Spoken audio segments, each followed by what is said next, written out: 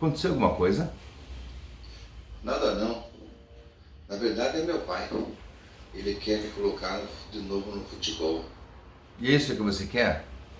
Eu não sei. Eu gosto muito de futebol, apesar de tudo.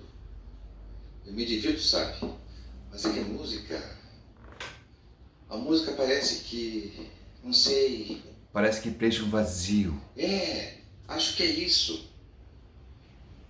Sabe, Diego, quando eu comecei a aprender o cello, eu não queria. Eu fui obrigado, coisa de família. Eu também praticava esportes, gostava muito. Mas daí eu fui ficando bom nos dois. E na medida que eu começava a tocar, eu sentia a música em mim. Parecia que eu estava voando.